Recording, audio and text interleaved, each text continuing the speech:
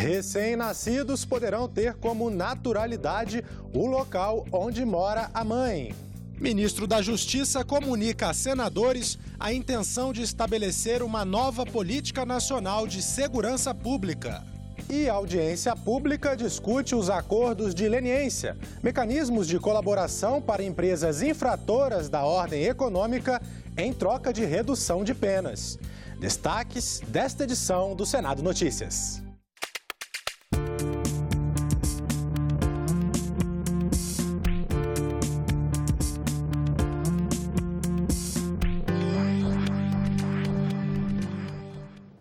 Olá, muito bom dia. Acordo de leniência é como se fosse uma delação premiada para as empresas. A comissão mista criada para analisar a medida provisória que trata do assunto tem audiência pública hoje às 9h30 da manhã. Outro debate mobilizou a comissão nesta quarta-feira. O acordo de leniência é aquele semelhante à delação premiada. A diferença é que ele é feito por empresas. Nesse tipo de acordo, a empresa entrega a outras firmas, devolve o dinheiro aos cofres públicos e então pode continuar a funcionar. Os debatedores criticaram a possibilidade desse acordo ser feito sem a participação do Ministério Público e pediram regras mais claras sobre as obrigações e os benefícios do infrator que optar por adotar esse procedimento. Além disso, os convidados questionaram a forma genérica como o texto trata as infrações graves e a falta de clareza sobre as penalidades. Outras atividades também ocorrem hoje aqui no Senado. Vamos então conferir a agenda das outras comissões do Senado para hoje. A OMC e as perspectivas comerciais no atual cenário das relações exteriores. Esse é o tema de audiência pública na Comissão de Relações Exteriores a partir das 9h da manhã. Foi convidado o embaixador Roberto Carvalho de Azevedo, diretor-geral da Organização Mundial do Comércio, a OMC. A audiência pública também na Comissão de Assuntos Sociais, às 9h, para discutir o projeto que torna obrigatória a definição em regulamento e divulgação de indicador ou parâmetro de custo-efetividade no contexto de incorporação de novas tecnologias no Sistema Único de Saúde. E o governo federal promete uma nova política nacional de segurança pública. Em reunião com senadores nesta quarta-feira, o ministro da Justiça adiantou algumas medidas que poderão ser tomadas. Na reunião com a bancada do PMDB, o ministro da Justiça, Torquato Jardim, fez um breve relato sobre a situação da segurança pública no país. Citou entre as dificuldades o contingenciamento de recursos destinados ao combate à criminalidade e à violência. O ministro da Justiça também comunicou aos senadores do PMDB o lançamento de uma política nacional de segurança pública, mais consistente do que os planos até então lançados. Institucionalizar a criação da Força Nacional de Segurança Pública, uma força própria. Hoje tem um contingente de aproximadamente 2.600 homens e para dar uma certa tranquilidade ao país, precisa de um contingente de 25 a 26 mil homens bem treinados e bem armados. Já entre as preocupações dos senadores está a fragilidade das fronteiras. Uma proposta seria o trabalho conjunto das polícias e das Forças Armadas. Hoje, ali é uma questão que é importante. Todos nós sabemos que o chamado crime organizado, PCC e tal, eles estão se organizando ali, né? E eles disseram que tem que tomar conta da fronteira, mas tem que tomar conta do litoral, enfim, tem que dar conta da segurança no país. A CPI do BNDES realizou nesta quarta-feira a primeira audiência pública para ouvir representantes do Tribunal de Contas da União. A comissão foi criada para investigar o programa de globalização de companhias nacionais desde 2007. Em relação ao grupo JBS, a auditoria do TCU nas operações de crédito do BNDES para a compra de empresas norte-americanas de 2004 a 2015 apontaram um aporte de 5 bilhões e 600 milhões de reais, recurso público subsidiado em 3 anos. Subsídio acima da necessidade de investimento. Desse total, pelo menos 600 milhões nem sequer tinham finalidade específica. Um prejuízo para os cofres públicos na ordem de 848 milhões. Para Vossa Excelência ter uma ideia, o prazo médio de análise dessas operações no âmbito do BNDES era em torno de 210 dias corridos. Tá? No caso do grupo JBS, ou então em torno de 150 dias úteis, vamos trabalhar com dias úteis. No caso das operações do grupo JBS, foram em torno de 22 dias úteis, tá? Em que pese constar nos autos, né, que realmente eles tiveram alguma negociação antes da formalização, é algo que está sendo discutido no processo, mas é algo que nos chamou muito a atenção no que tange ao procedimento em relação a essas operações. A medida provisória 785, que muda as regras do FIES, foi criticada pelos participantes da audiência pública promovida nesta quarta-feira pela Comissão Mista de Parlamentares. As mudanças que agora estão ocorrendo em função da medida provisória, de fato deixou o segmento de ensino superior bastante preocupado, porque de um programa de inclusão, como foi feito, ele passa a quase ser a um programa realmente de financiamento. O número de vagas não atende à necessidade do país, muita restrição para o acesso, e a gente já viu que a restrição sobra vaga no sistema, pode dificultar a oferta de vagas no programa pelas IES, sobretudo pelas pequenas. O governo não financia 100% da mensalidade. Outra dificuldade é a exigência de fiador, né? Em tempos de crise econômica e de desemprego, tal exigência levará a outras exigências que também dificultará a obtenção do financiamento. A representante da campanha nacional pelo direito à educação questionou a própria existência de um financiamento para o ensino superior privado, quando o orçamento das universidades federais tem sido reduzido.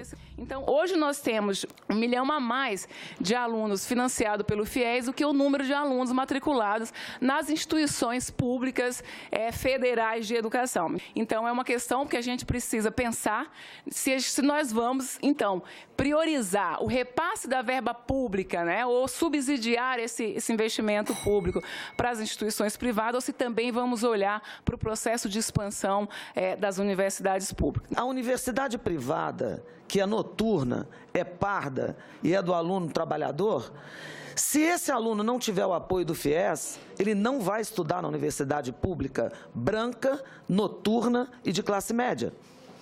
Então, uma conta simples de se fazer. Se essa população não tiver o apoio do Estado, ela não vai estudar. Nós estamos com uma inadimplência de 74 bilhões de reais. E até o final do ano chegaremos a 96 bilhões. Esses dados veio do MEC mesmo, não sei se é oficial, então nós temos que definir alguma forma de minimizar esse problema. Eu sou totalmente favorável ao FIES. O relator planeja outras audiências públicas para concluir o relatório. Posso encaminhar ideias, sugestões, para que a gente possa construir um texto que seja mais adequado àquilo que a sociedade precisa, sem nos esquecermos da questão da situação que se encontra o país, da própria a questão fiscal que nós temos. O presidente da comissão que analisa a MP 785, que cria o novo FIES, também falou sobre as mudanças nas regras do financiamento estudantil. Ele conversou com a jornalista Eni Monteiro e disse que o FIES será aperfeiçoado. Senador, a medida provisória é um mecanismo ideal para mudar o FIES? É um mecanismo que tem sido usado para tratar de importantes temas. Há pouco tempo, nós tivemos a reforma do ensino médio através de medida provisória e produziu um belo de um resultado. Vejo que a medida provisória que busca aperfeiçoar o FIES é um mecanismo adequado. Teremos o tempo suficiente para aprofundar o debate, receber contribuições e podermos entregar ao Brasil, na data do vencimento, ou seja, lá por volta de meados de novembro, o diploma perfeitamente discutido e talvez muito mais aperfeiçoado. E por que mudar o FIES, senador? O programa antigo ele se tornou insustentável? Não resta dúvida, todos nós sabemos das dificuldades que vive o país. Existe uma profunda crise fiscal e o FIES também, digamos, está inserido nesse contexto. Por isso, esse aperfeiçoamento, através da medida provisória, buscou-se um tipo de proposta. Com certeza, o debate em nível de comissão, depois em nível de Câmara e em nível de Senado, vai permitir de que nós adequemos esse programa às condições atuais do Brasil. É necessário que reconheçamos que algumas coisas deveriam ser acertadas no programa e elas estão sendo propostas pelo governo e certamente, digamos, outras virão, né, como contribuições durante o debate da medida provisória através dessa comissão mista composta por deputados federais e senadores. O relator é uma pessoa extremamente dedicada, competente e que com certeza, digamos, ele vai colher de todas as nossas audiências públicas os subsídios necessários para permitir de que este debate, numa interação perfeita também com o governo, no sentido de fazer com que o governo também acolha estas contribuições, nos dão assim a segurança, a certeza de que vamos ter o aperfeiçoamento de um programa que nós queremos que ele não seja temporário, que ele não atenda apenas quando, digamos, o Brasil cresce, quando o Brasil tem arrecadação farta. Nós queremos que esse programa ele seja um programa inserido como uma questão do Estado brasileiro. Até porque nós temos hoje mais de 75% de quem frequenta das vagas no ensino superior nas entidades privadas. O ensino público gratuito, que é desejo de todos, ele infelizmente não alcança todos os quadrantes desse país. Por isso, o programa é realmente o instrumento que vai permitir que inúmeros jovens continuem a acreditar no seu aprendizado, ou seja, na possibilidade de cursarem o curso superior e terem uma condição de vida melhor para si e para suas famílias. Agora, senador, a inadimplência era um problema muito grande no FIES antigo. Tem como ser corrigido esse problema agora com o novo FIES? Eu acho que sim. Esses números de inadimplência são um pouco controversos. Não se tem a exata dimensão se essa inadimplência é com relação, digamos, a todo o FIES ou com relação, digamos, a algumas situações de semestralidades. Por isso, essa comissão ela está preocupada com essas informações. Hoje mesmo, na audiência pública, trouxeram números diferentes com relação à inadimplência para que, de fato, digamos, esta preocupação deste item da inadimplência seja melhor tratado na questão da análise da medida provisória. Qual a importância do FIES, senador? Não resta dúvida. Nós sabemos que precisamos elevar a condição de ensino para garantirmos o crescimento da nação, do país. A empregabilidade, digamos, ela aumenta consideravelmente quando o cidadão tem qualificação, está preparado. Então, eu acho que esta é uma missão. O Brasil precisa elevar a sua condição de ensino, tanto no ensino fundamental, no ensino médio, mas, sobretudo, digamos, nós oferecermos a todos os que quiserem, além do ensino técnico, de poderem se qualificar, ou seja, se graduar no ensino superior, escolhendo o curso que o seu desejo, que a sua vocação o inspirar. Os senadores aprovaram na sessão de ontem medida provisória que muda regras para registro de nascimento. Agora, a certidão pode trazer como local de origem do bebê a cidade onde a família mora e não necessariamente onde foi feito o parto. A medida foi apresentada pensando nas mães que moram em pequenas cidades e têm de ir para grandes municípios dar à luz. Ou seja, a certidão de nascimento de muitas crianças traz o nome de uma cidade que não é necessariamente a que elas têm ligação afetiva. Os filhos nascem em Teresina e registram como se fosse de Teresina quando são lá do município distante.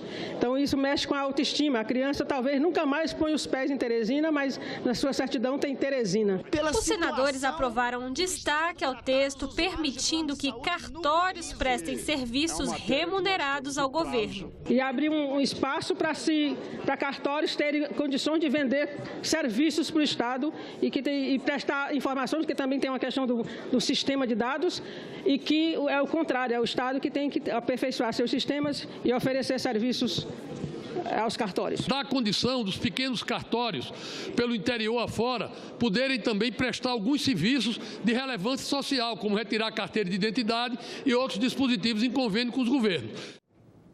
Com a alteração feita no plenário do Senado, agora o texto precisa ser votado de novo pelo plenário da Câmara. A medida provisória perde a validade no dia 7 de setembro.